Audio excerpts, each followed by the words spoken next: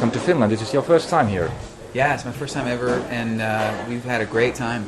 It's rare that we get to spend 2 days in one place, so we've gotten to walk around the city a bit. It's beautiful, and we love it here. Yeah. So I was just going to ask, if an artist is going to visit some country, do you usually have some time to see the places? You know, it's changed for me, because back when I toured all the time, my day was filled with press, go to a TV studio, perform, go to sound check. It was just filled with so many work-related things that you never really had much of a chance to hang out. So does it often happen that you don't even remember in which town or in which country you are? Sometimes that would happen. But in the last, I'd say, 5 years especially, I don't tour that much anymore, but even if I just have one day in a town, I will get up early in the morning, walk into town, just kind of see where... Because I'm lucky, I get to travel the whole world. And all those years before, I would travel the world and never saw any of it. So now I make sure I see where I am. I found one of your earliest records from my home library. And I was wondering, how well do you still remember all the songs you made? All the lyrics? Or are some songs kind of... Are you going to quiz me? No. But I was just wondering, you have made so many songs. I remember most of them. I mean, I could probably get through 99% of all of them. And some of them I wouldn't have any trouble remembering. You got to understand, when I'm in the studio, not only did I write these songs, but I produced them. So I'm in the studio doing it over and over and over and over again. So I hear things, both good and bad, in all the records later on. Like I'll hear a little guitar part that you're not even aware of, and I'll just think, oh, I love that we did that little nuance, this little detail. And then there are things that I hear, and then I go, oh, I wish I had a chance to do that one all over again, But there's no song that I've recorded that I'm embarrassed by or anything like that. And I tend, like the other night in Bulgaria, this man came down with a note, and he asked me for this very obscure song of mine, and I didn't want to bore the audience with the whole song because I knew they wouldn't know it, but I sang the chorus for him. I remembered it. But still, there are some songs that don't live anymore, kind of. What happens to those songs? Which make some song survive and some don't? I don't know. It's a mystery, It's like why I hear songs all the time on the radio by other artists, and I've never been good at picking hits. I've never written a song I thought was a hit at the time ever. But sometimes I'll hear a song and I'll go, wow, what a great song, and then a couple months later I'll find out how it did on the charts, and it did nothing. And then I'll hear stuff on the radio that's in the top 3, and I'll go, wow, okay, you're kidding me. And now you made an album which includes most of the best-selling songs, also sang by the other artists. Mm-hmm. So what kind of process was this? Well, the acoustic record, the first part of the CD was done backwards, because usually you make an album and then you go and promote it. But I started doing these acoustic shows early this year, and I found that I didn't have any new record to promote. I just enjoyed doing these shows.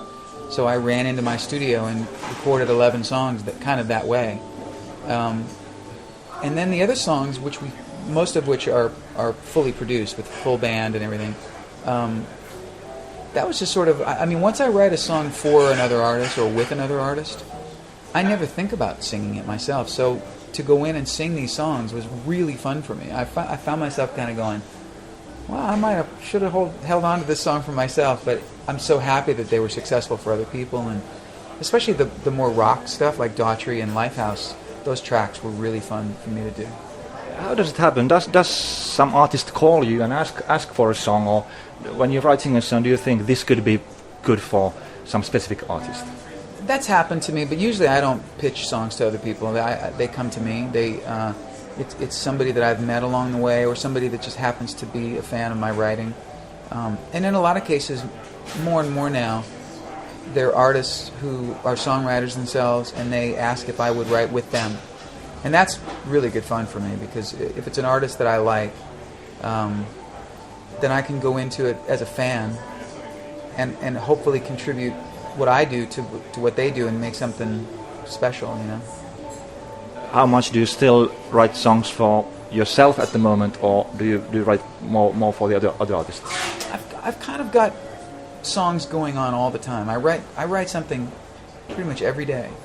I don't write a song every day, but I'll write a chorus, or I'll write a melody, or a piece of lyric, or something. It's very effortless for me. Like writing ideas for songs is like, you know, flossing my teeth or something. It's something I do every day. It's sort of like, it's so natural, you know. But in terms of like focused songwriting, it's probably more so for other artists, because there are always a bunch of artists recording new stuff, and I don't record new projects, you know, but every couple of years. But I've always got new songs for myself that I've got tucked away, waiting to be recorded. So what kind of system do you have? Do you have a small notebook into which you're writing, or? I've just, you know, I was always sort of superstitious about that. I would never even type out a lyric on the computer until it was completely finished. I would always just keep it in a journal. But now I just sort of like, I've surrendered to the laptop completely. So all of my song ideas are in a folder that just says song bits. And they're categorized. You know, there's country song ideas, there's R&B song ideas. They're all in little folders. It's very, very organized. And I'm constantly, you know, replacing, you know, when I have a new idea, this is pretty much every day, I have to constantly replace the old folder. So, and I've got the folder backed up, you know, in cyberspace, so if I ever lose my laptop, I've got them all somewhere else. Are you using the computer also when you're composing, or are you using your hand? Yeah, I have a great program called Sound Studio. It's a recording application for Mac, and I can edit. If I'm writing in my hotel room, and I'm just sort of like, because sometimes I can write for half an hour and there's only 5 minutes of good stuff. And with cassettes and stuff, it was always like you'd have to fast forward and rewind and find the good stuff. Now I go through it and I delete everything else. I just get rid of everything else, and I've got that good idea just sitting there as an MP3. It's pretty cool. So when going back to these times, then there were no computers, right? And now there are. So, I mean, you still made good music without computers. Well, I don't think it should change the music. I think it's just the method. You know, I used to do this thing back even before that record, like in the late '80s, way before cell phones were, you know, common. I would call my answering machine at home if I had an idea. If I was like, if you and I were doing this interview and I had an idea in my head, I'd have to go find a payphone, call my answering machine at home, and sing it into my answering machine. That's what I used to do. And sometimes I'd get ideas when I was in Australia. This was expensive phone calls, you know. That's how I wrote Angelia. I was sitting in a restaurant in Sydney, Australia, and I had the idea for Angelia, and I had to go find a payphone and send it to my home answering machine. Now I've always got my phone, my cell phone, and I've got a little recording device in that too. So if I get an idea, I can just. So it's not the writing or the creation of the music that's different. It's just the methods. You know, it's just that I use the technology because it's really helpful. Do you still have all those answering machine tapes? Yeah, I do. I keep stuff like that. I keep all the ideas. I keep, you know, voicemails from people that in my life that or friends of mine that have left me good messages, or my kids or my wife. Or yeah, I keep all that stuff.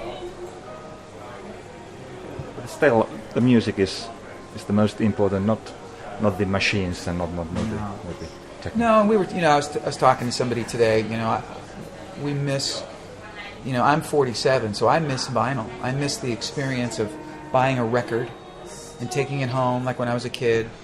Like I remember buying Billy Joel's Glass Houses album, and the way the vinyl smelled, and I couldn't wait to open it up and read the lyrics while I was listening to it on the record player, and so I missed that experience. But my kids now remember CDs, and they say, yeah, because they don't ever listen to CDs anymore. Everything's iTunes, everything's download.